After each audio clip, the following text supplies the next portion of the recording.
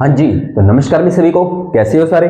उम्मीद करूंगा सब बढ़िया होगे, अच्छे से चल रही होगी आप सभी की तैयारी। तो अपनी तैयारी को कंटिन्यू रखें भाई, क्योंकि एग्जाम एकदम से आएंगे, पता ही नहीं चलेगा कौन सा एग्जाम दें कौन सा नहीं दें। ठीक है, क्योंकि आपको पता है एनटीपीसी है, रेलवे ग्रुप डी है, और इधर से हाई कोर्ट का भी आने वाला है, और आगे फर्स्ट ग्रेड सेकंड ग्रेड सारे एग्जाम एकदम से आएंगे।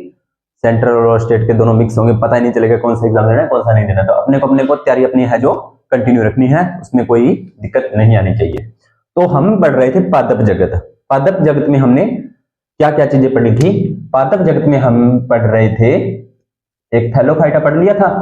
हाँ जी सर, पढ़ लिया था थैलोफाइटा। उसके बाद में ब्रायोफाइटा, हाँ जी सर पढ़ लिया था। उसके बाद में टेरिडोफाइटा, हाँ जी सर पढ़ लिया था। और उसके बाद में है अपना जिम्नोस्पर्म। ठीक है, जिम्नोस्पर्म। जिम्नोस्पर्म के आगे मैंने एक बात लिखी है, अनावृत बीजी। क्या लिखा हुआ है? अनावृत बीजी। ठीक है, अब आपको पता है आपने जो टेरिडोफाइटा पढ़ा था उसमें पौधा था वो जड़ तना पत्ती में विभाजित था, और पुष्प और उसमें फल नहीं पाए गए थे। लेकिन अब क्या हुआ, इसका नया वर्जन आ गया जिम्नोस्पर्म, यानी कि आगे विकसित पौधा आ गया। अब आपको कंफ्यूज हो रहा होगा, होना नहीं है। अगर कोई चीज नहीं समझ में आए ना साइंस के अंदर, तो शब्दों को तोड़ा करो, शब्दों को तोड़ो। तो अनावृत बीजी तोड़ते हैं, अनावृत बीजी। ठीक है, क्या मैं इसको अन प्लस आवृत और प्लस बीजी इस तरह से लिख सकता हूं? हाँ जी सर लिख सकते हो। अन का मतलब होता है नहीं, आवृत का मतलब होता है आवरण, और बीज का मतलब होता है बीज वाला पौधा। यानी कि जिम्नोस्पर्म या अनावृत बीजी जो वर्ग है उसके जो पादप हैं उसमें बीज पाए जाएंगे, बिल्कुल पाए जाएंगे। ये तो इसने बोल ही दिया, शब्द में पता लग रहा है भी बीज तो पाए जा रहे हैं, लेकिन लेकिन लेकिन बीज के ऊपर आवरण नहीं पाया जा रहा, बीज के ऊपर आवरण नहीं पाया जा रहा। अब आवरण नहीं पाया जा रहा, इस वजह से इनको अनावृत बीजी को नग्न बीजी भी कहते हैं। क्या कहते हैं प्यारे बच्चों? नग्न बीजी भी कहते हैं। ठीक है, यहां तक तो आपको कोई दिक्कत परेशानी नहीं हुई होगी। यानी कि इसमें क्या है, बीजांड पाए जाते हैं। बाबू लोग सर नए नए शब्द लेके आ रहे हो। तो प्यारे बच्चों आप एक बात हमेशा ध्यान में रखना, बीजांड से बनते हैं बीज। किससे बनते हैं? बीजांड से बनते हैं बीज। और अगर पूछ ले कि पौधे के किस भाग से फल का निर्माण होता है, पौधे के किस भाग से फल का निर्माण होता है, तो आप कहोगे अंडाशय से। इससे अंडाशय से, अंडाशय से फल बनता है। ये दोनों क्वेश्चन एग्जाम में पूछे हुए हैं। उसने पूछा था कि बीज का निर्माण होता है या पौधे के किस भाग के से बीज का निर्माण होता है, तो बीजांड से बीज बनता है। और अगर पूछ ले कि फल का निर्माण किससे होता है, तो अंडाशय से फल का निर्माण होता है। ठीक है, तो जिम्नोस्पर्म में हमने फल का जिक्र किया है? सर नहीं किया। अब फल का जिक्र नहीं किया तो मतलब कह सकते हैं कि इसमें अंडाशय पाया जाएगा? नहीं पाया जाएगा। अंडाशय का पूर्ण अभाव होता है किसमें? जिम्नोस्पर्म में। अब अपने जितने भी पौधों की बातें करेंगे वो सारी की सारी जिम्नोस्पर्म पौधों की कैटेगरी होगी। ये बात आप दिमाग में बिठा लेना, जितने भी पौधों की बात करेंगे सारे के सारे जिम्नोस्पर्म कैटेगरी के पौधे होंगे। चलिए करते हैं शुरू। समझ में आ गया कि सर हमें क्या पढ़ना है? चलिए, नग्न बीजी पादप बता दिया, यानी कि बीजों के ऊपर कोई भी आवरण नहीं पाया जाएगा, बीजों के ऊपर कोई भी आवरण नहीं पाया जाएगा। अब तो बीज के आपको पता है कि बीज किससे बनते हैं? बीजांड से बनते हैं। तो बीजांड भी क्या होता है इसका? आवरण रहित। बीजांड भी क्या होता है इसका? आवरण रहित होता है। क्लियर? अगली बात, अंडाशय का अभाव। फल आपको पता है, अभी मैं जिक्र करके गया हूं कि फल का निर्माण किससे होता है? सर फल का निर्माण तो अंडाशय से होता है। तो इसमें जिम्नोस्पर्म में फल का निर्माण हो नहीं रहा, तो अंडाशय का अभाव होगा, तभी तो फल का निर्माण नहीं होगा। अगर इसमें अंडाशय होता तो इसमें फल बनते।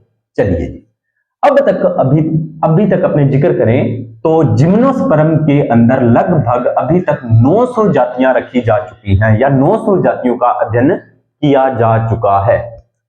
ठीक है, यहां पर अपने ना एक बात ध्यान में रखना, 900 पादप नहीं करेंगे, आप बोलोगे सर 900 पादप, नहीं 900 पादप नहीं करेंगे, 900 जातियां ही रखेंगे। ठीक है, अब थोड़ा सा कंफ्यूजन हो रहा होगा आपको, तो मैं आपका एक कंफ्यूजन दूर कर देता हूं।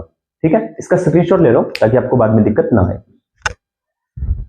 हाँ जी, हो गया स्क्रीनशॉट। चलिए अब देखिए, हमने एक नाम की बात करें कि वैज्ञानिक नाम होते हैं, जब मैंने नामकरण पद्धति करवाई थी आपको, उसमें करवाया था कि किसी भी पादप का नाम अपने रखें तो अपनी मर्जी से नहीं रख सकते। जैसे फॉर एग्जांपल अपने आम का नाम लें, आम तो चलो पुराना हो गया है ना, सीजन आया नहीं है अभी आम का, चला गया, आने वाला है या चला गया। मटर की बात कर लेते हैं, मटर का पौधा, मटर का सीजन चल रहा है ना, तो मटर का जो वैज्ञानिक नाम होता है वो क्या होता है प्यारे बच्चों, वो होता है पाइसम स्टाइलम। पाइसम स्टाइलम। क्या ये अपनी मर्जी से लिखा है क्या पाइसम स्टाइलम? देखो मैंने तो लिखा नहीं है, ठीक है, मैंने बुक में से पढ़ा है, आपने भी मेरे से पढ़ लिया या कोई भी बुक से पढ़ लिया, तो ये पाइसम स्टाइलम कहां से आया? तो वैज्ञानिकों ने जो द्विनाम पद्धति किसने दी थी, कमेंट सेक्शन में डाल देना। द्विनाम पद्धति किसने दी थी, कमेंट सेक्शन में डाल देना। तो ये पाइसम शब्द होता है, ये होता है उस पौधे का वंश, और ये स्टाइलम होता है वो होती है उस पद की, उस पौधे की जाति। यानी कि पहला जो शब्द आएगा वो वंश का होगा और दूसरा शब्द आएगा वो जाति का होगा। ठीक है, ये थोड़ा सा मैंने आपको रिकॉल करवा दिया है। तो यहां पर लगभग जातियां लिखी हैं, ठीक है, ये आपको बात ध्यान में रखना है। चलिए, यानी कि जिम्नोस्पर्म के अंदर अभी तक लगभग 900 जातियों का रखा गया है या अध्ययन किया जा चुका है। चलिए आगे बात करते हैं। बहुवर्षीय पादप। बहुवर्षीय पादप का मतलब होता है प्यारे बच्चों कि ये ना एक से ज्यादा वर्षों तक, मतलब अपना इनका जो जीवन काल होता है वो अधिक वर्षों तक होता है, एक से ज्यादा वर्षों तक इसका जीवन काल जो होता है वो एक से ज्यादा वर्षों तक होता है। बहु का मतलब ज्यादा, वर्ष का मतलब ईयर, है ना, तो बहुवर्षीय पादप होते हैं ये। अब यहां पर मैं आपको एक चीज बताता हूं, हमसे कोई पूछता है कि हमारी एज क्या है, वैसे कहा जाता है कि लेडीज से उसकी एज और जेंट्स से उसकी सैलरी कभी नहीं पूछनी चाहिए। ठीक है, तो हमसे अगर हमारी कोई एज पूछता है तो हम कह देते हैं कि मैं 20 साल का हूं, 22 साल का हूं, तो हम अपनी एज का अपनी डेट ऑफ बर्थ से आइडिया लगाकर बता देते हैं। लेकिन पौधे की अगर अपने आयु ज्ञात करना चाहें, पौधे की अगर अपनी आयु ज्ञात करना चाहें कि ये कितने साल का है, तो अपने कैसे पता करेंगे, कैसे पता करेंगे? इंटरेस्टिंग फैक्ट है ना। तो आप कर सकते हो पौधे की आयु का भी पता। तो कैसे करोगे? जब आप जब पौधे को आपने काट लिया, या वो बड़ा पेड़ होगा, सीधी सी बात है, छोटा पौधा तो अपने ज्यादा लंबा नहीं चलता है। अब बहुवर्षीय होंगे तो सीधी सी बात है वो बड़े बड़े पौधे होंगे ना, या बड़े बड़े पादप होंगे।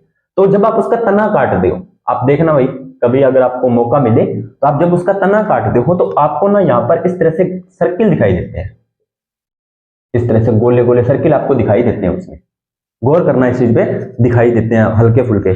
इनको वार्षिक वलय बोलते हैं। क्या बोलते हैं इनको? वार्षिक वलय। उससे अपने आइडिया लगा सकते हैं कि जितनी इसके अंदर वलय होगी वो उतने ईयर का पादप होगा। लगभग अपने एक्यूरेट नहीं बता पाते इसका, लेकिन लगभग उसके वर्षों के आइडिया लग जाता है कि इतने साल का ये होता है। ठीक है, अभी तक जो अपने वर्ष पादपों की जो आयु मापते हैं वो इसी टेक्निक से मापते हैं।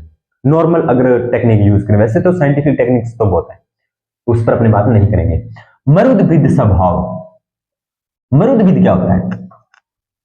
वही समझ में आए तो ठीक है, नहीं तो शब्दों को तोड़ो, है ना।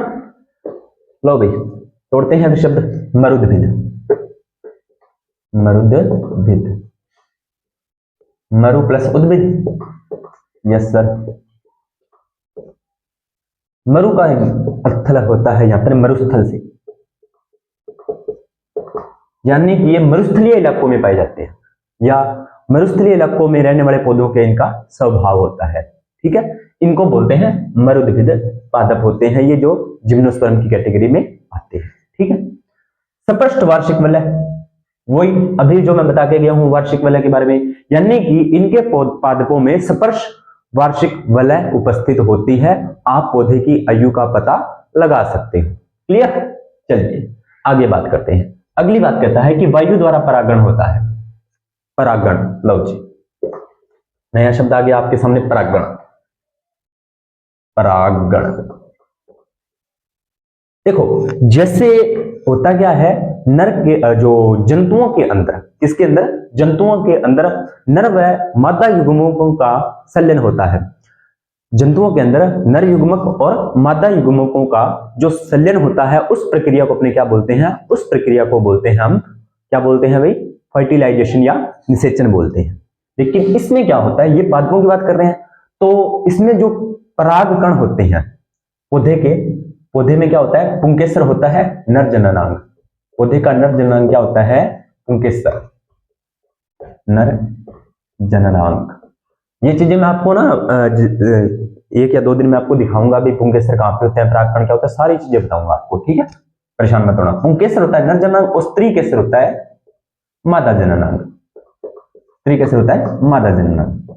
तो ये पुंकेसर से बनते हैं प्यारे बच्चों, पुंकेसर में बनते हैं परागकण। क्या बनते हैं, परागकण, ठीक है। और स्त्री केसर में एक भाग होता है वर्तिका। वर्तिका, चलो मैं थोड़ा सा आपको ना हल्का फुल्का बनाकर बता ही देता हूं होता क्या है। ये पौधे का स्त्री जननांग होता है इस तरह से, ठीक है। इसको बोलते हैं वर्तिकाग्र और इसको बोलते हैं वर्तिका और इसको बोलते हैं अंडाशय, ठीक है। अब देखो, अब ये जो परागकण है, ये परागकण इस वर्तिकाग्र पर गिरते हैं इस तरह से, वर्तिकाग्र पर गिरते हैं और इस वर्तिकाग्र से होते हुए, ये वर्तिका से होते हुए अंडाशय को जाकर क्या करते हैं, निषेचित कर देते हैं और पौधे के अंदर निषेचन की प्रक्रिया संपन्न हो जाती है और इसे बोलते हैं परागण। इसे क्या बोलते हैं, परागण, ठीक है। अब ये बोलता है कि स्व परागण और पर परागण दो, एक तो होता है स्व परागण और एक होता है पर परागण, ठीक है। स्व का मतलब होता है कि एक ही पौधे के परागकण उसी पौधे की वर्तिकाग्र पर गिरते हैं तो उसे स्व परागण बोलते हैं। पर परागण का मतलब होता है किसी दूसरे पौधे के परागकण, किसी दूसरे पौधे के परागकण उसी पौधे पर आकर उसके वर्तिकाग्र पर गिरते हैं तो उसे बोलते हैं पर परागण। अब स्व परागण में तो कोई लंबी चौड़ी कहानी नहीं होती, लेकिन पर परागण क्या होता है, वायु द्वारा होता है, किसमें, जिम्नोस्पर्म में। यानी कि एक पौधे के परागकण दूसरे पौधे के वर्तिकाग्र पर गिरते हैं, एक पौधे के परागकण दूसरे पौधे के वर्तिकाग्र पर गिरते हैं, तो वो वायु द्वारा भी गिर सकते हैं, हवा द्वारा भी गिर सकते हैं, मक्खियों द्वारा भी गिर सकते हैं। तो अगर इस चीज को आपने देखना हो ना तो 15 या 20 दिन वेट करो, आपको ये चीजें दिखाई देने लग जाएंगी। आपको मैं बता देता हूं ताकि आपकी माइंड से स्किप ना हो। देखोगे कैसे, आप क्या करना, जैसे अपने अभी आपको पता है सरसों का जो सीजन चल रहा है, जैसे ही सरसों फूलों पे होगी, यानी कि उसके खेतों में अपने देखेंगे जब सरसों के फूल लग जाएंगे, तो वहां पर आप जब खेतों में से निकलते हो तो आपने देखना वहां पर आपको बहुत सी मक्खियां नजर आएंगी। क्या नजर आएंगी, मक्खियां। तो मक्खियां क्या करती हैं, उन जो सरसों के पादप होते हैं उनके पुष्प से मकरंद चूसती हैं और उससे शहद बनाती हैं। ऊपर से क्या होता है, अब मक्खियों को थोड़ी पता है कि वो परागण करवा रही हैं, क्यों, क्योंकि वो एक पुष्प पर बैठी, उससे मकरंद चूसा, दूसरे पुष्प पर जाकर बैठ जाएंगे, ठीक है। तो क्या होता है कि उसके पैरों पर, मक्खी के पैरों पर परागकण होंगे, वो चिपक जाएंगे और दूसरे पौधे पर जैसे ही जाकर वो बैठेंगी तो वहां पर वो अपने परागकण गिरा देगी, ठीक है। अगर आपको पौधे के परागकण देखने हो तो भी करना मत ऐसे किसी की फसल का नुकसान, लेकिन जैसे ही आप सरसों के फूल को ऐसे आप हाथ से या उसमें से आप बीच में से गुजरोगे तो आपके कपड़ों पे ना थोड़ा हल्का पीले कलर का, मतलब ऐसे छोटे छोटे व्हाइट व्हाइट कण लग जाएंगे, वो परागकण ही होते हैं, ठीक है। तो इसमें इतनी बात समझ में आ गई। बाकी इसकी डिटेल में आपको अपना एक अलग चैप्टर है आवर्त बीजी और अनावर्त बीजी को पूरा डिटेल से उसमें करवाऊंगा सारी चीजें। ये चीज अभी मैंने आपको हल्का फुल्का बेसिक बता दिया है। तो क्या होता है कि इसमें परागण होता है, वायु द्वारा परागण होता है और बहुरूपता पाई जाती है। बहुरूपता का मतलब क्या होता है कि पौधे एक से अलग अलग रूप में पाए जाते हैं, बहुरूपता इसके अंदर पाई जाती है, ठीक है। इतनी बात क्लियर। चलिए, भ्रूण से, यानी कि भ्रूण का निर्माण तो होगा ही, क्योंकि टेरिडोफाइटस में भी हो गया था, तो इसमें भ्रूण का निर्माण तो होगा। भ्रूण से मूलांकुर व प्रांकुर बनते हैं। लो जी, ये क्या चीज है, मूलांकुर और प्रांकुर, चलिए देखते हैं। अब देखो, परागण की क्रिया संपन्न हुई, निषेचित जो अंडाशय निषेचित हुआ, उसके बाद में ये जो भ्रूण है, मान लीजिए ये भ्रूण है, ठीक है, ये दो चीजें बनाएगा। नीचे वाला भाग होता है मूलांकुर, क्या होता है, मूलांकुर, और ऊपर वाला भाग होता है प्रांकुर, ठीक है। अब इसका मतलब है कि जब पौधा विकसित होगा या जब पौधा भूमि से बाहर निकलेगा उस टाइम ये जो नीचे वाला भाग है, परांकुर वाला भाग है, वो जमीन के अंदर वाली चीजें बनाएगा, यानी कि जड़ हो गया, और अगर किसी पौधे के तने अगर जमीन के अंदर बनते हैं तो वो चीजें बनाएगा। ठीक है, तो मूलांकुर का मतलब मूल का अर्थ से समझ गए होंगे, है ना, यानी कि जो मूल का निर्माण करेंगे, यानी कि जो जड़ का निर्माण करेंगे, और जड़ कहां पर होती है, भूमि के अंदर। ठीक है, इसलिए मैंने नीचे बनाई है। तो मूलांकुर भूमि में जो चीजें बनेगी पौधे की उसका निर्माण करेगा, और परांकुर जो भूमि के ऊपर बनेगी पौधे की चीजें, जैसे पत्ती, फूल वगैरह वगैरह चीजें जो बनेगी वो परांकुर से बनती है। ये पूछा गया था एक बार एग्जाम में, शायद लैब असिस्टेंट में पूछा था। ठीक है, कर्ण निर्माण होता है। और इससे अलावा भ्रूण से पुरांकुर और मूलांकुर तो बनते हैं, और इससे अलावा एक से अधिक बीज पत्र भी बनते हैं, एक से अधिक बीज पत्र भी बनते हैं। इसके बारे में भी अपने जो अगला टॉपिक होगा उसमें चर्चा विस्तार से करेंगे। चलिए, अब आपको याद रखने हैं कुछ एग्जांपल्स जिम्नोस्पर्म के जो पौधे हैं या जो उनके जो सदस्य हैं, उनको आपको नाम याद रखने हैं, और यहां से नाम से ही क्वेश्चन एग्जाम में डायरेक्ट आते हैं। ठीक है, अब वो आपको याद रखने हैं। चलिए करते हैं आगे। तो पहली बात क्या है कि साइकन, साइकन तो आप याद कर ही लेना, साइकन की बहुत बातें आएंगी। साइकन का अंडाणु व शुक्राणु सबसे बड़े होते हैं। अगर जिम्नोस्पर्म की बात करें तो ये कह रहा है कि जिम्नोस्पर्म के अंडाणु और शुक्राणु पौधे के, साइकन पौधे के अंडाणु और शुक्राणु क्या होते हैं, सबसे बड़े होते हैं। देखो भाई, एग्जामिनर यहाँ पर आपके दिमाग से साथ खेलना चाहता है। कैसे? आप कहोगे कि सर अंडाणु और शुक्राणु तो ना जंतुओं में बनते हैं, पौधों में नहीं बनते। इसने सिर्फ कंफ्यूज किया है आपको। आप नर जननांग और नर कोशिका, नर जनन कोशिका और मादा जनन कोशिका भी इसको कह सकते हो। अंडाणु को मादा जनन कोशिका और शुक्राणु को नर जनन कोशिका कह सकते हो। और पौधे के अंदर आपको पता है नर जननांग भी पाए जाते हैं और मादा जननांग भी पाए जाते हैं। क्लियर? तो इसमें कोई ज्यादा परेशान होने वाली बात नहीं है। तो इसने कहा है कि साइकन का पौधा, साइकन का अंडाणु भी सबसे बड़ा होता है और साइकन का शुक्राणु भी क्या होता है, सबसे बड़ा होता है। ठीक है, चलिए जननांग, यानी कि इसके अंदर जो जननांग पाए जाते हैं वो एक तो कौंस होता है, कौंस के रूप में क्या होता है, समूहित होता है। ठीक है, और एक लिंगी होता है। क्या होता है पौधा? एक लिंगी होता है, यानी कि नर शंकु, नर पाए जाते हैं और मादा पाए जाते हैं, नर और मादा पाए जाते हैं। अब एक ही पौधे के अंदर अगर नर व मादा जनांग दोनों पाए जाते हैं तो वो द्विलिंगी होता है। और अगर एक लिंगी का अर्थ कहेंगे तो एक पौधा एक लिंगी, एक नर और एक मादा होता है। ठीक है, अब देखो नर शंकु से पौधा है एक लिंगी, तो नर शंकु से बनते हैं माइक्रोस्पोरोफिल या लघु बीजाणु पर्ण, जिसके बारे में अपने पीछे चर्चा कर चुके हैं। और मादा शंकु से बनते हैं गुरु बीजाणु पर्ण। ठीक है, अब लघु बीजाणु यानी कि छोटा और गुरु बीजाणु यानी कि बड़ा, यानी कि मादा शंकु से गुरु बीजाणु पर्ण जो बनता है, जिसमें बीजाणु दानी बनती है, बीजाणु बनते हैं, जो अपने पीछे चर्चा कर चुके हैं। ये बड़े होते हैं और ये छोटे होते हैं, बस।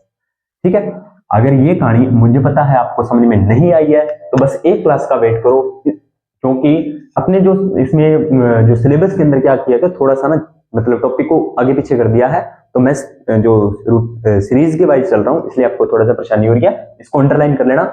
सारे शब्द है ना जो अनावर्त बीज, जो आपका आवर्त बीजी और अनावर्त बीजी है, उसमें पूरा डिटेल से करवाया गया है। सब एक एक शब्द के बारे में पूरा उसने खोलकर बताया, तो वो भी मैं आपको बताऊंगा। पेशेंस रखना, वेट करना क्लास का। ठीक है, ऐसे भागना मत कि सर समझ में नहीं आया। ठीक है, तो कुछ चीजों का वेट करना होता है जो समय आने पर बताई जाती है। ठीक है, तो ज्यादा घबराना मत भाई। चलिए आगे शुरू करते हैं। देखिए, अब साइकन के तने से, अब आपका इतना तो काम हो गया। अब डायरेक्ट आपको क्वेश्चन जहां से गिरेंगे। साइकन क्या है? जिम्नोस्पर्म का एक पादप है। हाँ जी सर। तो इसके तने से साबूदाना प्राप्त किया जाता है। साइकन के जो साइकन का जो तना, साइकन क्या है? एक पौधा है, किसका? जिम्नोस्पर्म का। तो इसके तने से क्या प्राप्त होता है? साबूदाना। साबूदाने की खीर सभी ने खाई होगी, है ना, देखा भी होगा। तो वो मतलब कह सकते हो कि साबूदाने को भोजन के रूप में प्रयुक्त किया जाता है। ठीक है, पूछ सकता है कि साबूदाना किससे प्राप्त किया जाता है, तो आप कह दोगे कि साइकन से प्राप्त किया जाता है। चलिए अगली बात, साइकन के तने से तो साबूदाना प्राप्त हो गया, और साइकन के जो बीज होते हैं, साइकन के जो बीज होते हैं उसे अंडमान निकोबार जो क्षेत्र है ना, अंडमान निकोबार क्षेत्र है भारत का, वहां के लोग या वहां की जातियां इसे भोजन के रूप में या खाने के रूप में प्रयुक्त करती हैं। ठीक है, पूछ सकता है। तो ज्यादा, क्योंकि ये थोड़ा सा अंडमान निकोबार द्वीप समूह आ गया ना अपना, इसलिए थोड़ा सा इंपॉर्टेंट बन सकता है। ठीक है, चलिए, तो साबूदाना, अभी तक आपको साइकिल की दो ही बातें पता लग गई है कि साबूदाना प्राप्त होता है और अंडमान निकोबार द्वीप समूह के जो क्षेत्र के लोग हैं वहां इसे खाने के रूप में प्रयुक्त करते हैं। तीसरी बात, पाइनस। पाइनस क्या होता है? पाइनस से प्राप्त होता है चिलगोजा। क्या प्राप्त होता है? चिलगोजा। क्या प्राप्त होता है? चिलगोजा, जिसे खाने में उपयोग करते हैं। ठीक है, इसको उपयोग करते हैं, पाइनस से प्राप्त होता है चिलगोजा और चिलगोजे को खाने में प्रयुक्त करते हैं। चलिए, अब कुछ और वृक्ष हैं जिम्नोस्पर्म के, आपने सभी ने सुना होगा। चीड़ का नाम सुना होगा, सिकोया का नाम सुना होगा, देवदार का नाम सुना होगा, कर का नाम सुना होगा और खूस का नाम सुना होगा। ये पौधों के नाम है या पादपों के नाम है। क्या क्या है जी? चीड़ है, सिकोया है, देवदार है, कर है और खूस है। इन पौधों के जो तने होते हैं या इन पौधों की जो लकड़ियां होती है वह बहुत ही अच्छी व मजबूत होती हैं, इसलिए इन पौधों की या इन पादपों की लकड़ियों का उपयोग या इन पौधों का उपयोग फर्नीचर बनाने में किया जाता है। क्या बनाने में किया जाता है प्यारे बच्चों? फर्नीचर बनाने में किया जाता है। खास करके देवदार और चीड़ का तो बहुत ज्यादा फेमस है। ठीक है, चलिए आगे बात करते हैं। अब चीड़ की एक बात आपको और ध्यान में रखनी होगी, तारपीन का तेल प्राप्त होता है चीड़ से। क्या प्राप्त होता है? तारपीन का तेल। अब क्या होता है, कई बार है ना, तारपीन का तेल आपको मेडिकल शॉप पे मिलता है ये चीज, तो वहां पर क्या होता है, इसकी एक अजीब सी स्मेल होती है, लेकिन इसका उपयोग जो किया जाता है, कई बार क्या होता है, हमारे चोट लग जाती है तो वो चोट लगी हुई ना, वो गहरी अंदर से घाव बन जाते हैं और उसमें ना कुछ कीड़े वगैरह पड़ जाते हैं, तो डॉक्टर उस तेल को उसमें डालते हैं तो वो कीड़े अपने आप वहां से बाहर आ जाते हैं और जख्म अंदर से साफ हो जाता है। तो वो मेडिकल ट्रीटमेंट में इसका उपयोग किया जाता है। और इसके अलावा कहीं पर किया जाता हो तो आप कमेंट सेक्शन में डाल देना। ठीक है, उसके बाद में एक पौधा है देवदार। देवदार से कौन सा प्राप्त किया जाता है? सेड्रस तेल प्राप्त किया जाता है। कौन सा तेल प्राप्त किया जाता है प्यारे बच्चों? सेड्रस तेल प्राप्त किया जाता है। ठीक है, ये आपको छोटी छोटी लाइनें हैं, ये आपको ध्यान में रखनी है। और जो पाइनस है, पाइनस का जो पौधा है या पाइनस जो है, इसे जिम्नोस्पर्म का मेवा कहा जाता है। जिम्नोस्पर्म का मेवा कहा जाता है। पाइनस को क्या कहा जाता है? जिम्नोस्पर्म का मेवा कहा जाता है। ठीक है, इतनी बातें आपको क्लियर हो गई होंगी।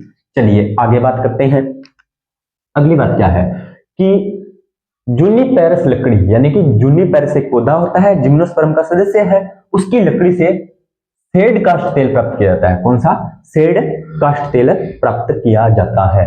जूनिपेरस लकड़ी से सेड काष्ठ तेल प्राप्त किया जाता है। क्लियर?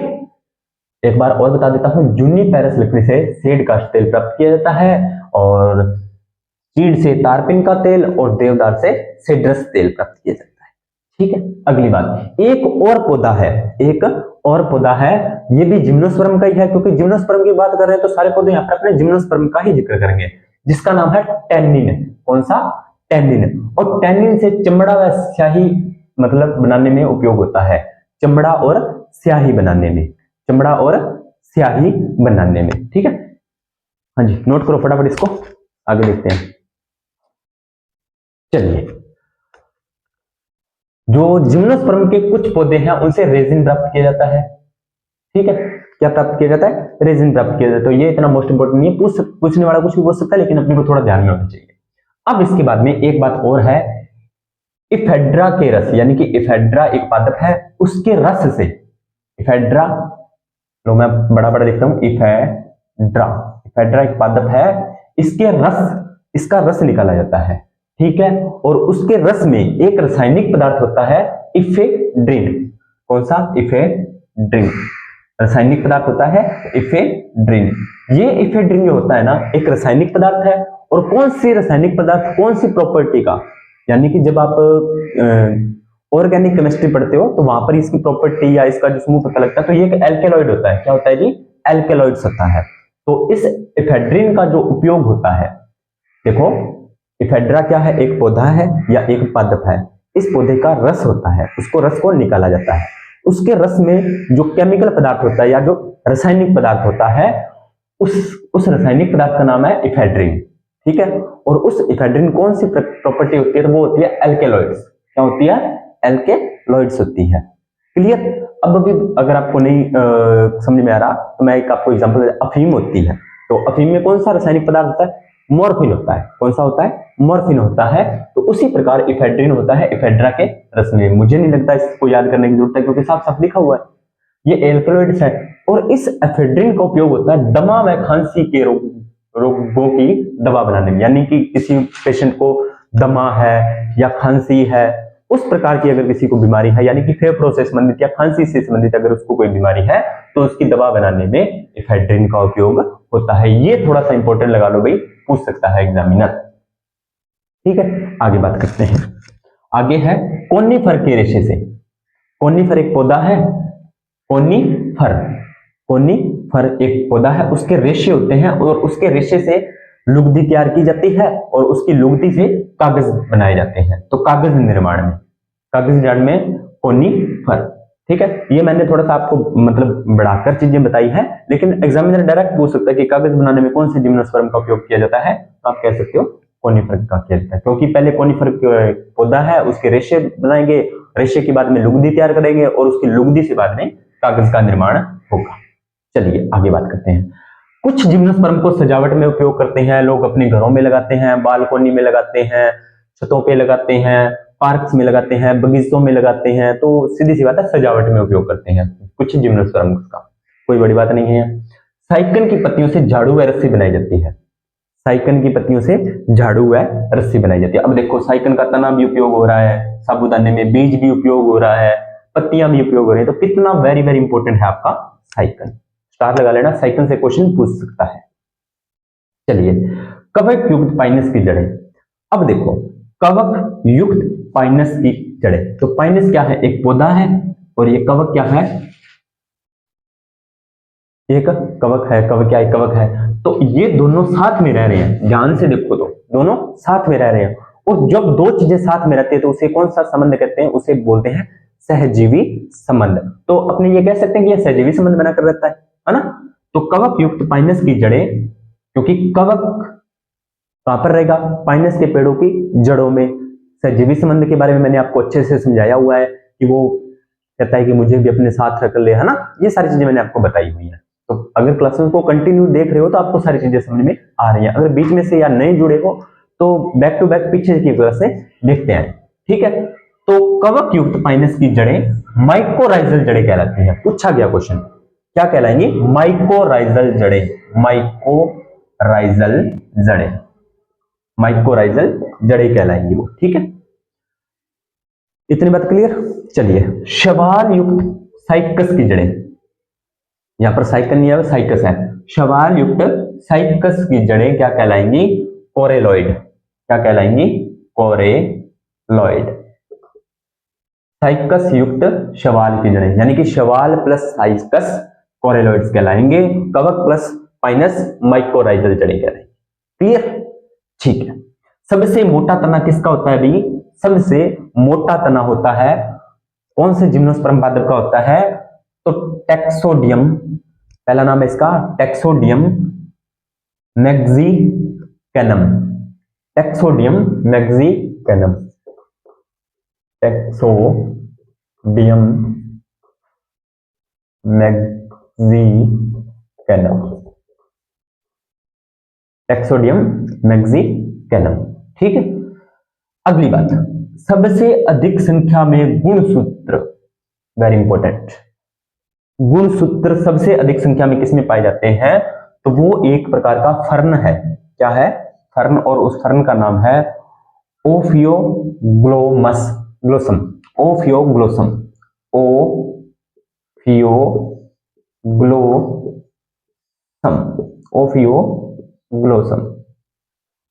ओफियोग्लोसम।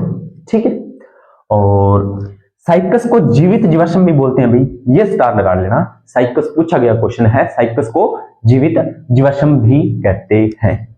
ठीक है, क्या कहते हैं? जीवित जीवाश्म भी साइकस को कहते हैं। चलिए उसके आगे देखते हैं, इसका वर्गीकरण किया गया है। ठीक है, किसका? जिम्नोस्पर्म का। एक तो साइकेडी, एक तो है साइकेडी और दूसरा है कोनिफेरी। साइकेडी और कोनिफेरी, इसके दो उपवर्ग हैं, किसके? जिम्नोस्पर्म के। तो साइकेडी में रखा गया है साइकस को और कोनिफेरी में रखा गया है पाइनस और सीड्रस को। पाइनस और सीड्रस को। चलिए अब एक बार फटाफट मैं आपको बता देता हूं कि एग्जामिनर क्वेश्चन कहां से बनाएगा, एग्जामिनर क्वेश्चन कहां से बनाएगा वो थोड़ा सा अपने देख लेते हैं। तो सीधी सी बात है, नग्न बीजी बड़ा इंपॉर्टेंट है। दूसरा, अंडाशय का अभाव इंपॉर्टेंट है। तीसरा, जातियां कितनी है ये भी इंपॉर्टेंट है। और चौथा, मरुद विधि इंपॉर्टेंट है। और पांचवा, ये भ्रूण से मूलांकुर व प्रांकुर प्राप्त होते हैं। और छठा, साइकन का अंडाणु व शुक्राणु सबसे बड़े होते हैं। और सातवां, साइकन के तने से साबूदाना प्राप्त होता है, यानी कि साइकन तो पूरा इंपॉर्टेंट है। और तारपिन का तेल इंपॉर्टेंट है। और इफेड्रा इंपॉर्टेंट है। कोनिफर का रेशा इंपॉर्टेंट है। और कवक माइकोराइजल और कोरेलॉइड दोनों इंपॉर्टेंट है। सबसे मोटा तना टेक्सोडियम मैक्सिकैनम होता है, ये भी इंपॉर्टेंट है। और सबसे अधिक संख्या में गुणसूत्र ओफियोग्लोसम भी इंपॉर्टेंट है। 1 2 3 4 5 6 7 8 9 10 11 12 13 14 लगभग 15 से 16 क्वेश्चन है इसमें, तो वो आपके लिए इंपॉर्टेंट है। अब मैंने आपको रोज मैं आपको एक बात बोलता हूं कि शब्दों को तोड़ो ना, तो आज आपको एक छोटा सा एग्जांपल देता हूं कि सर शब्दों को तोड़ने से चीजें कैसे याद होती हैं, शब्दों को तोड़ने से हमें चीजें कैसे याद होती है। ठीक है, छोटा सा एग्जांपल और आपका क्वेश्चन भी क्लियर होगा। वैसे ये बायोलॉजी का नहीं है, लेकिन फिर भी आपको शब्दों को तोड़ने से साइंस का खेल समझाता हूं। आपको पता है टेलीफोन की खोज किसने की थी? टेलीफोन की पता है क्या? कमेंट सेक्शन पता हो तो कमेंट सेक्शन में डाल देना, नहीं तो मैं आपको बताता। टेलीफोन की खोज की थी ग्राहम बेल ने, ग्राहम बेल। ठीक है, अब आप कहोगे सर आपको कैसे पता, मैंने तो बुक में से पढ़ा है। लेकिन आप कहोगे सर आपको कैसे याद है, तो मैंने शब्दों को तोड़ने का प्रयास किया है। और ये चीजें ना एक दिन में नहीं होती। अपने सोचते हैं भाई हाँ सर ने तो एक दिन में कर ली, हम भी एक दिन में कर लेंगे। एक दिन में नहीं होती, बहुत मेहनत लगती है भाई। तो शब्दों के साथ खेलना पड़ता है, अलग अलग सोचना पड़ता है। कई बार तो इतनी बकवास चीजें दिमाग में आ जाती हैं, पर फिर भी अगर चीज याद करनी है तो वो चीज बच्चों के साथ शेयर भी करते हैं, उसमें कोई दिक्कत नहीं है। ठीक है, तो इसमें देखो इसमें क्या खेल बनाया हुआ है। देखो टेलीफोन, यहाँ पर मोबाइल फोन नहीं है, ध्यान रखना। टेलीफोन जो गांव में होते थे ना पुराने समय में, अगर आप 1990 और 2000 वाली सीरीज में आपका जन्म है तो आपने जरूर देखे होंगे। और अगर आपका 2005 6 7 के बाद में जन्म है तो आप मुश्किल से ये देखते होंगे। ठीक है, तो टेलीफोन का उपयोग कहां पर होता था? बात करने के लिए करते थे। और आजकल तो हर किसी के पास टच मोबाइल है, तो उतना वो टेंशन नहीं होती ना, 350 का रिचार्ज करवाते हैं, बात करते हैं। लेकिन अब उस टाइम क्या होता था कि अपने 2 मिनट बात करनी तो 5-7 रुपए या 1-2 रुपए लगते थे, तो बहुत लंबा सिस्टम था। तो गांव में ना किसी किसी के पास ये टेलीफोन होता था। अब इसको याद कैसे करोगे? ग्राहम वैज्ञानिक का नाम है ये, लेकिन उसके शब्दों से खेलना है। ग्राहम को बनाओ ग्राम, क्या बनाओ? ग्राम। और ग्राम का मतलब होता है गांव। तो सीधी सी बात है, टेलीफोन गांव में ही होते थे। और बेल का मतलब होता है, जैसे बेल बजाते हैं, टोन बजते, मोबाइल जैसे अपने पास कॉल आती है तो बेल तो बजती है ना।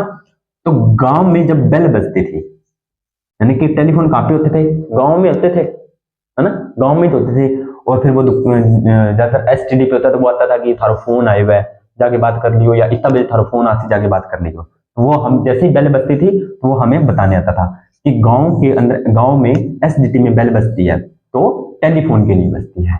तो सीधी सी बात है, ग्राहम बेल टेलीफोन। अब जो साइंस वाले बच्चे हैं वो तो इस चीज को समझ गए होंगे कि सर इस कहानी का मतलब क्या है, कि हमें पता लग गया ग्राहम बेल ने टेलीफोन की खोज की थी। लेकिन जो बच्चों को साइंस में इंटरेस्ट नहीं, उनको लग रहा सर ये स्टोरी का तो कुछ मतलब ही नहीं बना। अपने को स्टोरी नहीं बनानी, मतलब नहीं बनाना, बस अपने को कंसेप्ट याद करना है, नाम याद करना है। ठीक है, 1-2 को तो आप रट्टा मार लेते हो, ठीक है, हो जाता है। लेकिन ये 30 40 50 60 होते हैं ना, तो एक को याद करते हो, दूसरे भूल जाते हो। मैंने ये वीडियो बनाई हुई है, आप देख सकते हो। अगर फिर भी आपकी डिमांड हुई तो एक दिन शॉर्ट्स वीडियो बनाकर आपको ये सारी चीजें मैं करवा दूंगा, कमेंट सेक्शन में डाल देना। अगला टॉपिक रहेगा अपना इसका एंजियोस्पर्म या आवर्त बीज, यानी कि बीजों पर आवरण पाए जाएंगे। पूर्ण विकसित पौधा होगा, जितने भी पौधे हैं उसको पूरा डिटेल से पढ़ेंगे, एक बीजपत्री, द्विबीजपत्री, सारी चीजें अपने फुल एंजॉय से पढ़ेंगे। तो क्लास को शेयर करके आना और लोगों को बता के आना भी हाँ ऐसी क्लास चल रही है, सभी के साथ शेयर करना, लाइक करना, कमेंट करना। और फिर भी कोई दिक्कत परेशानी हो तो कमेंट सेक्शन में डाल देना, आपकी सारा सॉल्यूशन है जो क्लासेस से रिलेटेड आपका कर दिया जाएगा। मिलते हैं नेक्स्ट वीडियो के अंदर, तब तक आप सभी का धन्यवाद।